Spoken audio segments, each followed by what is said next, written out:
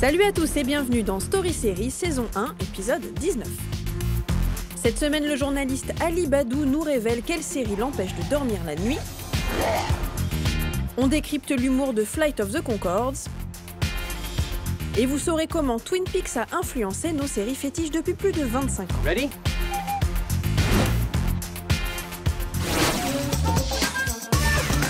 Quand il n'est pas sur France Inter le vendredi matin ou à la tête de Célébdo le samedi, Ali Badou regarde des séries.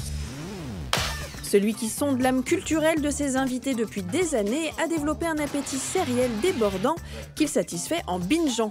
Une seule règle, la passion. Est-ce que vous avez un sentiment d'appartenance avec des séries ? On découvre une petite pépite. J'ai eu ça avec West Wing, qui est la seule série que j'ai vue plusieurs fois. J'ai dû la voir 2 fois et demi, 3 fois en fait pour certaines saisons. Parce que du coup, il y avait une forme de petite communauté de gens qui la regardaient, qui étaient complètement fascinés par ce qui se passait dans la description de cette Maison Blanche, du président Bartlett, du président Santos. Et il y avait vraiment un truc assez formidable où on avait l'impression de mieux comprendre le monde en la regardant. Je sais pas comment le dire, mais donc j'ai eu ça avec West Wing et puis j'ai eu ça avec Sons of Anarchy. Avec des potes motards, ouais, absolument rien à voir, mais où on devenait complètement fou. On avait le sentiment d'être membre de cette petite communauté de dégénérés sur leur Harley. On était tellement dingue en fait qu'on regardait les épisodes le plus tôt possible pour pouvoir spoiler l'autre. C'est dégueulasse. Ouais, c'est affreux. J'ai spoilé le dernier épisode de la saison 5 ou 7, je me souviens plus de la dernière. Et ça a été une rupture amicale qui a duré pendant longtemps. J'ai dû faire des trucs pour me rattraper. The West Wing qui rend plus intelligent, The Newsroom aussi. The Newsroom, j'ai pas accroché pour une raison toute bête, c'est que ça raconte... bon, c'est le même showrunner, c'est toujours Aaron Sorkin, mais le truc qui est curieux, c'est qu'il a raconté l'info à une époque où les réseaux sociaux se développaient à mort, Twitter, Facebook, des milliards de manières où l'information était de plus en plus rapide, et c'est pas assez présent dans la série. For instance, in a post today, a citizen journalist tells us that Jimmy Kimmel was visibly intoxicated last night at the Soho House in West Hollywood. That's right. Jimmy Kimmel was with his family in Cabo San Lucas last night. People don't read this with the expectation of it being true. Excuse me? Everyone... People don't have an expectation that what they're reading is true. Mais il dit que c'est la mort de l'info. Enfin, que C'est la mort de l'info, mais je trouve que ça manque dans Newsroom. Ah ouais. Oui, Ouais, cette dimension-là. En fait. Elle est pas assez contemporaine alors que c'est une série qui est censée être contemporaine. Si par exemple on regarde, je sais pas, Studio 60, c'est une série géniale. Toujours d'Aaron Sorkin. Toujours d'Aaron Sorkin. C'est tellement réel sur ce qu'est un talk show. Et moi, je me souviens de l'avoir vu quand j'étais à l'époque au Grand Journal. C'était une parfaite description de ce qu'était l'infotainment, des rapports de force entre une chaîne et la production, entre les égos et puis ceux qui écrivent, ceux qui sont à l'antenne. C'était hyper bien. C'est une série qui n'a eu qu'une saison, parce que ça n'a pas assez bien marché, mais qui est pourtant formidable. Pour comprendre la télé. Donc vous attendez quand même de la télé un truc plutôt réaliste en fait ? Non, pas forcément, parce que je suis fan de Game of Thrones.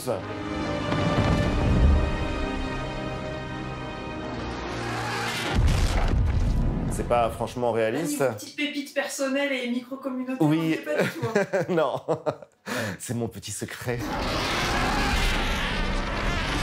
C'est une formidable description du pouvoir, des relations entre différents types de pouvoir, avec la relation entre pouvoir temporel, pouvoir spirituel. Ça raconte énormément de choses de l'histoire, du monde dans lequel on est. Et donc, pourtant, oui, c'est très très éloigné en termes de crédibilité de ce qu'on vit. Un truc qui m'a vraiment traumatisé, c'est la mort de Jon Snow. C'est très bête, mais c'est le moment où Jon Snow se fait tuer par The Night's Watch. Et tous ses camarades qui passent et qui lui donnent un coup de poignard, ça m'a rempli d'une tristesse complètement folle. Le deuil, quoi. Exactement.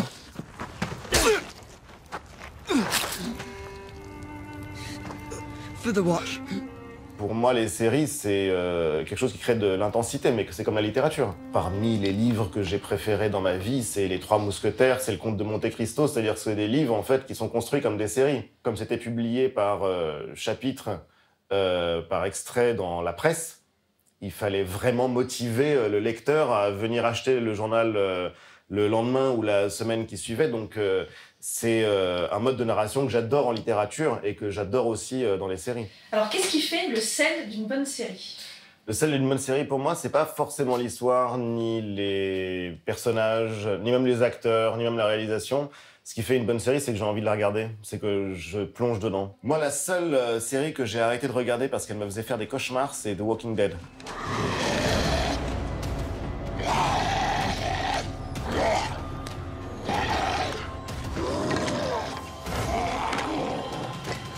Et c'est marrant parce que je suis un dingue de la BD, et je les ai toutes, ou quasiment. Tout est incroyable. Mais du coup, ça a commencé à me faire vraiment bad-tripper la nuit. Et c'est très étrange, mais j'ai dû arrêter, je pense, au bout de 3 saisons et demie, à cause des cauchemars. C'est fou l'impact que ça peut avoir finalement. Ouais, c'est fou. Et j'entendais le son que font les zombies dans mon sommeil, ça me rendait dingue. Donc, du coup, j'ai dû arrêter. Mais je vais reprendre. Merci beaucoup. Merci à vous. Merci. It's a cold night beneath the street light. There's a man whose pants are too tight. Le quatrième duo Capella Funk Rap Folk le plus populaire de Nouvelle-Zélande. Non, nous n'avons pas mis des mots à la suite au hasard, c'est bien ainsi que se définissent les deux humoristes de Flight of the Conchords. Nah, my father's a women's rights activist. Your dad? Yeah. Not your mum? No, Mum, no. Dad wouldn't allow that. No way. Tout a commencé sous la forme d'une émission de radio sur la BBC en 2004, avant de devenir une série sur HBO en 2007, le temps de 2 saisons d'ailleurs dispo en ce moment même sur OCS Go. 9 années après ce que nous pensions être des adieux, ils sont de retour en mai pour une heure inédite. There are angels in the clouds doing it. Flight of the Conchords, c'est l'histoire de 2 potes tentant de percer dans le microcosme musical new-yorkais, mais c'est aussi un humour, disons, à part. Explication. What do women like? Men? Some of them do. Yeah. Brett McKenzie, ici à droite, et Jermaine Clément se sont rencontrés pour la première fois en 1996 à l'université de Wellington en Nouvelle-Zélande. Très vite, le duo expérimente des sketchs autour de la musique, se fait un temps appeler Moustache et écume les clubs miteux jusqu'en Europe. Mais leur humour, il vient de là, de chez eux, il vient de Nouvelle-Zélande. I've written Flight of the Conchords in tiny letters and pen. Oh, that's good. But we can't sell it tonight because I'm wearing it. Qu'est-ce que l'humour néo-zélandais? Un style phonétique exagéré, un argot étrange, des blagues volontiers piquantes et autant que possible, totalement absurdes. Yes, that's real. Before you came to me, you were poor and you had no gigs. Now look at you. We're poor and we've got no gigs. We're slightly poorer. Are you really? Yeah, Brett's only got one shoe. Oh, Brett. Is that what this is about? One shoe. It's I not, can no, get it's you not another about a shoe. shoe. I just lost my shoe. Ce goût de l'absurdité et du bon mot, on le retrouve évidemment dans les textes des chansons qui parsèment chaque épisode. Et là, nul besoin d'en rajouter pour comprendre, la preuve par le refrain, celui de Fou de Fafa. Je voudrais un croissant. What? Je vais trouver un croissant, je suis enchanté. Où est la bibliothèque? Voilà mon passeport. Ah, Gérard Depardieu. Baguette. Baguette. Feu de fafa. Feu de fafa, fafa. Feu de fafa. Aïe. Les cours de français de classe de 3e ne sont pas les seules références du groupe. L'humour Flight of the Conchords, en effet, puise allègrement dans la pop culture. What you doing out there, man? That's pretty freaky, baby. Isn't it cold out in space, baby? La chanson Bowie's in Space parodie Space Oddity de David Bowie, une autre singe West Side Story, le reggae, Cher, Police, les Black Eyed Peas sont également moqués, tout le monde y passe. Trouver les références est même devenu un passe-temps pour les fans.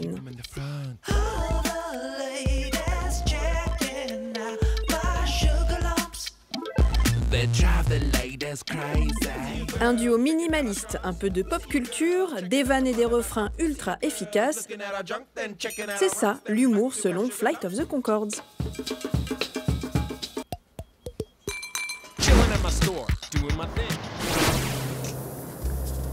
Diane, 11:30 a.m., February 24th. Entering the town of Twin Peaks. En 1990, un tremblement de terre fait bouger les lignes de la télévision pour toujours. Son nom, Twin Peaks, son auteur, David Lynch.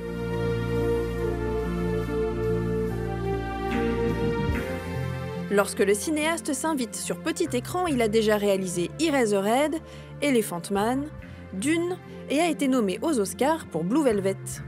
L'effet Twin Peaks est immédiat, en quelques épisodes, elle devient un phénomène commenté dans toute l'Amérique. Devant leurs écrans, les futurs grands de la télévision en prennent plein les yeux et tous vont grandir avec le souvenir du corps d'une jeune fille emballée dans une bâche de plastique et de l'envoûtante musique d'Angelo Badalamenti. Pas étonnant donc que 27 ans plus tard, alors que David Lynch a ressuscité Twin Peaks le temps d'une saison, nous ayons l'impression qu'elle n'a jamais disparu. Laura Palmer.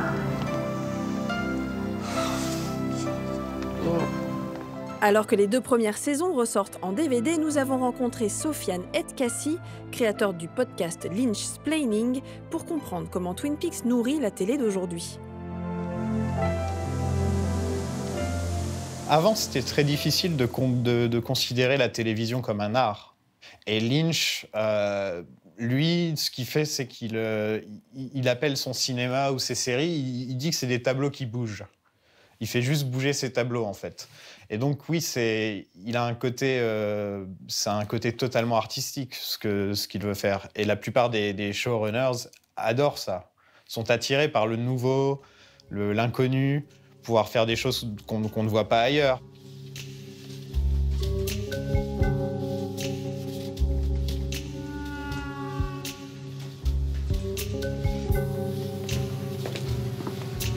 Hi, Audrey.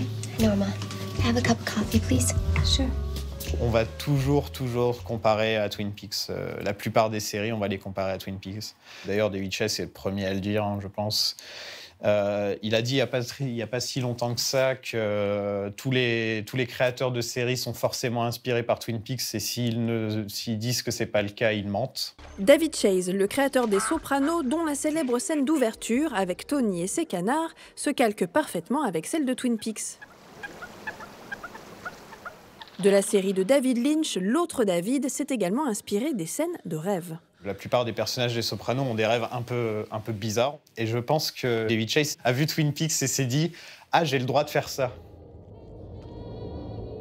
Adriana. On peut voir, par exemple, des personnages qui apparaissent, qui disparaissent, qui se transforment en d'autres personnages. Et ça, c'est complètement Twin Peaks. Il peut y avoir plusieurs significations, en fait, je pense. Et chacun peut se faire sa propre idée. Change my meat to Black Forest. Si on avait toutes les réponses à nos questions, est-ce qu'on se pencherait autant sur la série? Est-ce qu'on reviendrait autant sur ces séries-là? Je pense qu'il s'est vraiment inspiré de Lynch à ce niveau-là, ne pas révéler ses secrets, par exemple.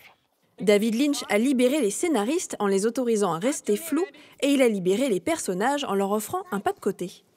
And if I should strike the bottle after Sheriff Truman says a particular name, make a check to the right of that name.